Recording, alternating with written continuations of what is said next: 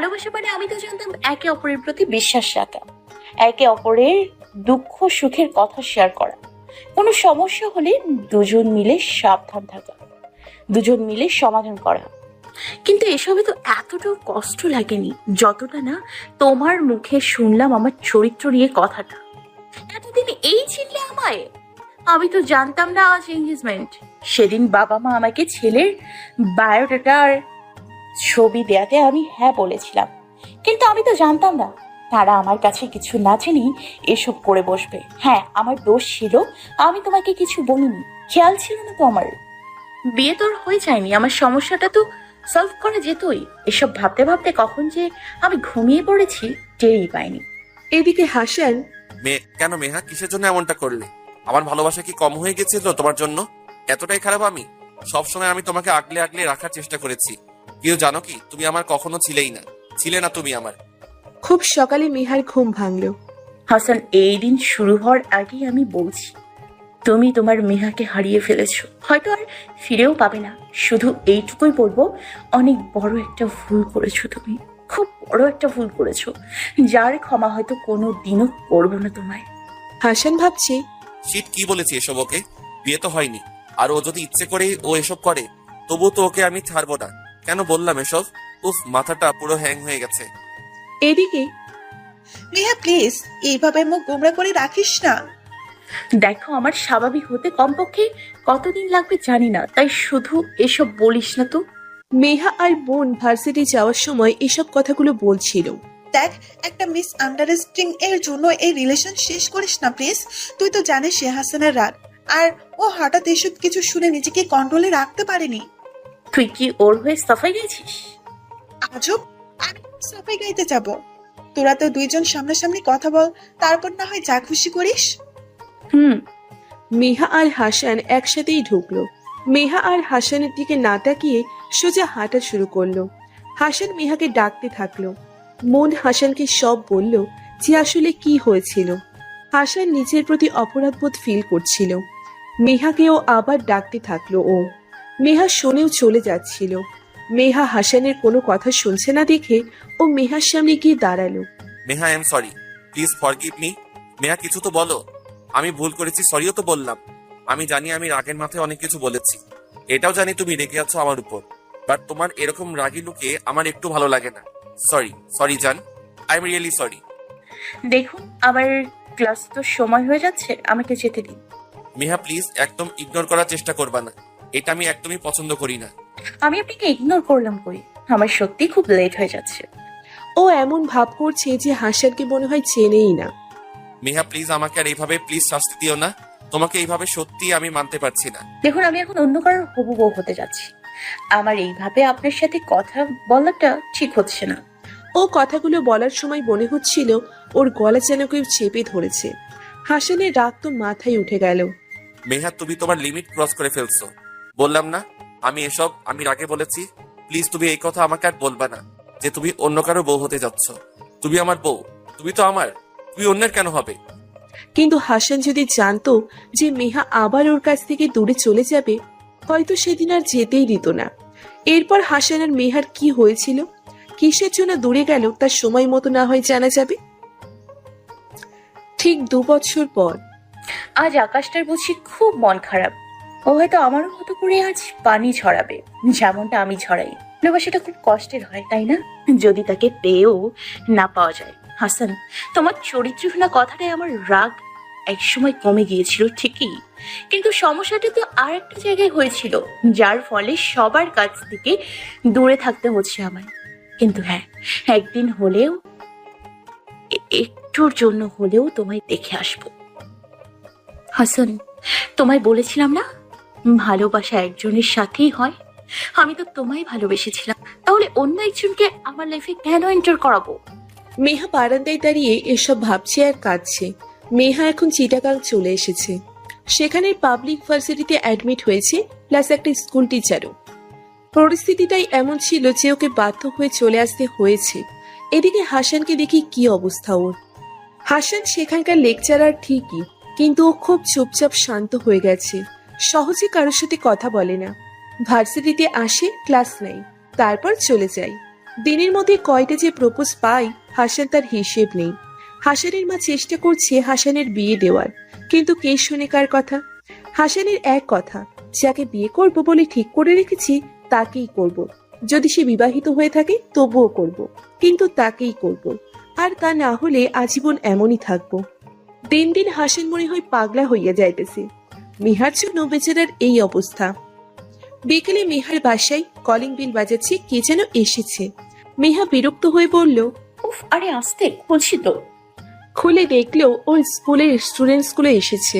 তারপর ওরা ভেতরে এসে বসলো আর বলল, ম্যাম ম্যাম একটা কথা বলবো, প্লিজ রাগ করবেন না। বলো, কিছু বলবো না। ম্যাম আমাদের স্কুলের সাংস্কৃতিক অনুষ্ঠানে আমাদের হয়ে না না কি না করছো? ভয় পাচ্ছ কেন বলো? আমাদের হয়ে নাচতে হবে। মানে ম্যাম, আমাদের অনেক টিচারই বিভিন্ন কম্পিটিশনে হেড হয়েছে, নাচের কম্পিটিশনও আছে। আর ম্যাম আপনি তো আমাদের বেস্ট ম্যাম, আপনি যদি কোথাও অংশ না নেন তাহলে তো। আমি তো তেমন ভালো নাচতে পারি না, আর প্র্যাকটিসও নেই। এই দুদিনে কিভাবে কি করি বলো তো? ম্যাম আপনি পারবেন, একটু চেষ্টা করে দেখুন প্লিজ ম্যাম, আমাদের কথাটা রাখুন ম্যাম। মেহা না হেসে পারল না, কারণ ওরা যেভাবে বলছে মনে হচ্ছে এখনই কেঁদে দিবে। তবুও ওদের কথা রাখতে তো এতটুকু করতেই পারে, ব্যাপার না। ঠিক আছে, আমি আসবো আর নাচবো। এবার খুশি? Thank you ma'am. ম্যাম আপনি অনেক অনেক অনেক ভালো।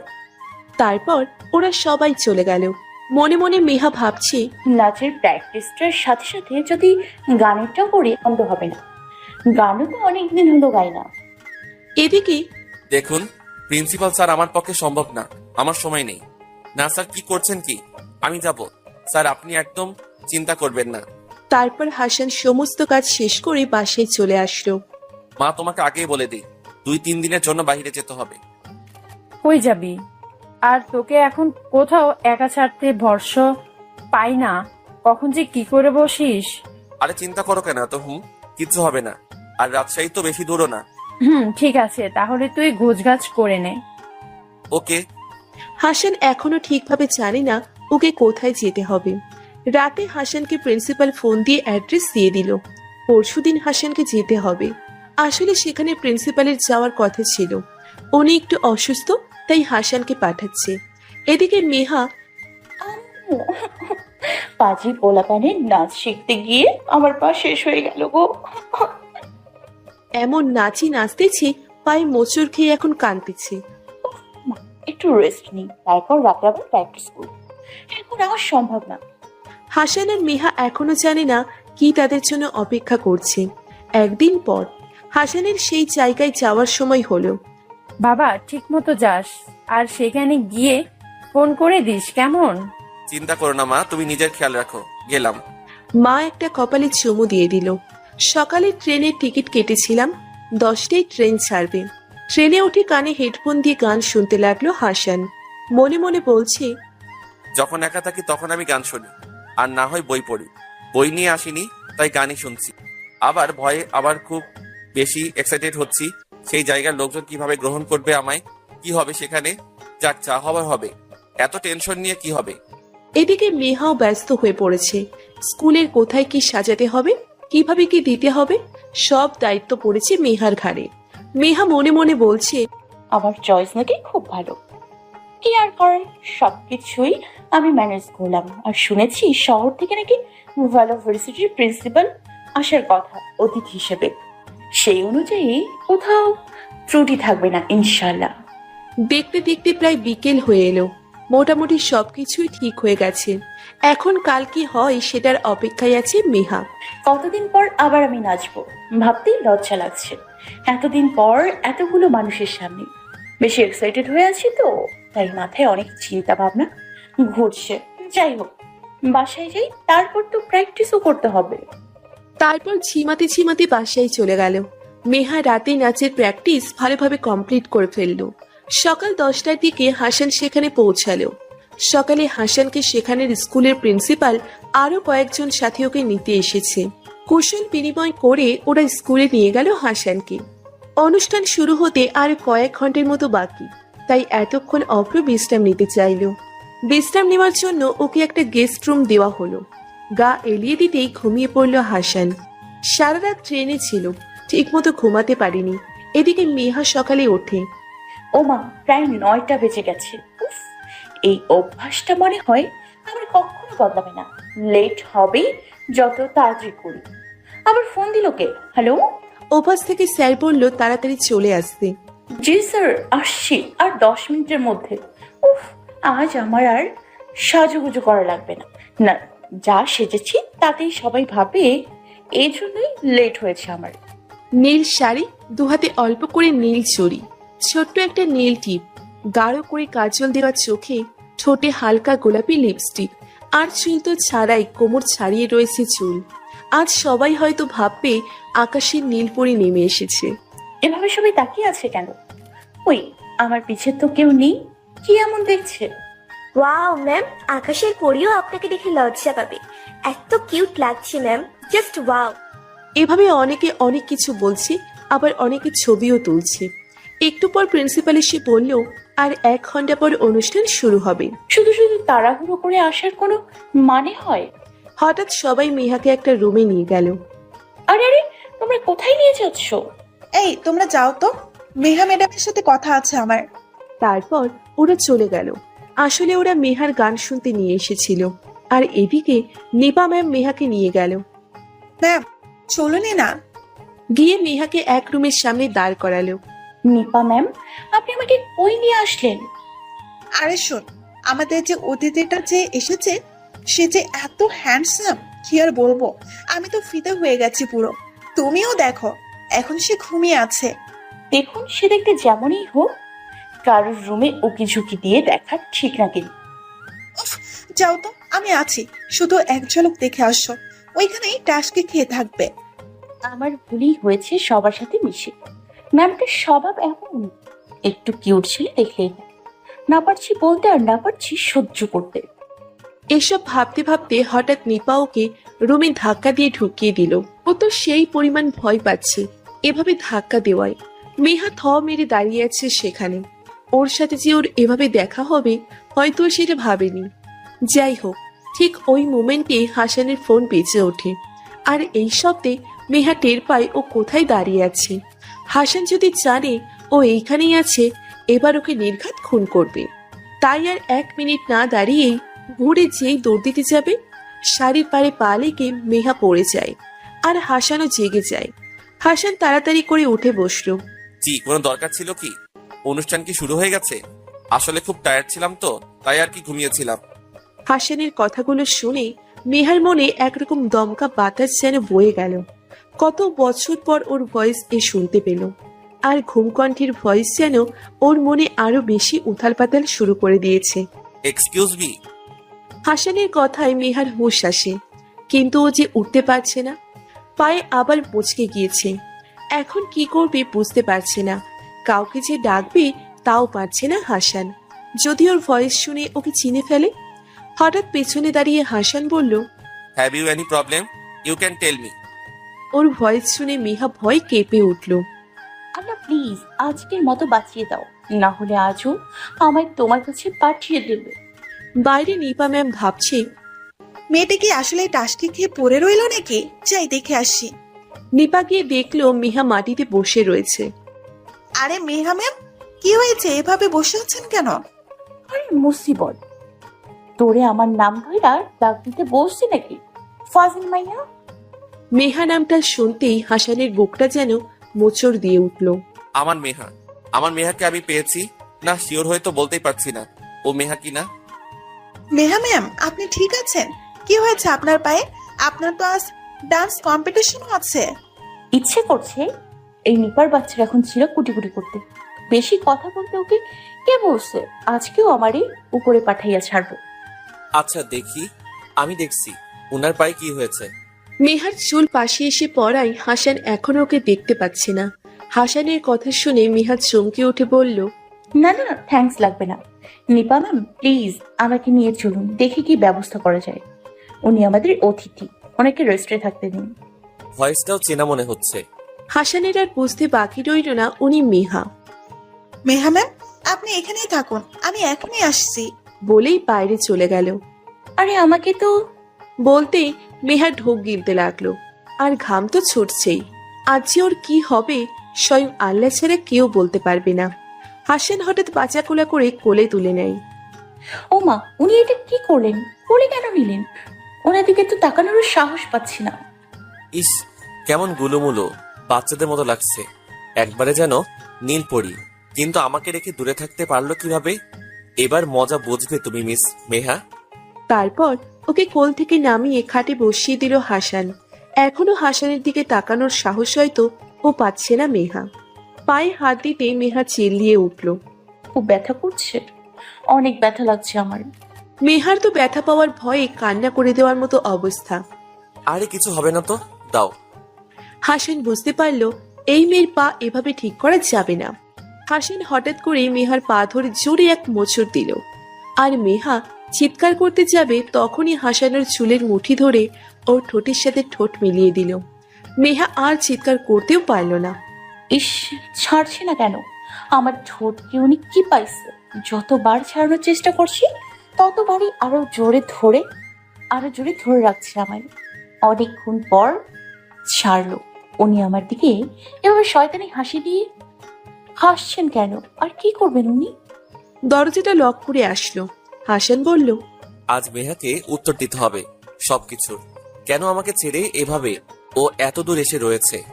মেহা, আমার দিকে তাকাও। মেহা চুপ করে নিচের দিকে তাকিয়ে আছে। মেহা, তাকাও আমার দিকে। খুব ভয় নিয়ে তাকালো হাসানের দিকে। তাকিয়ে তো খুব অবাক হলো মেহা। একই অবস্থা করেছে ওর। আগের চেয়ে কেমন যেন হয়ে গেছে। ছেলেটা যে কি নিজেকে কি এতটুকু যত্ন করতে পারে না? মেহা, আমি আজকে একটা ডিসিশন নিয়ে ফেলেছি। কি ডিসিশন? আজই আমরা বিয়ে করব। কি?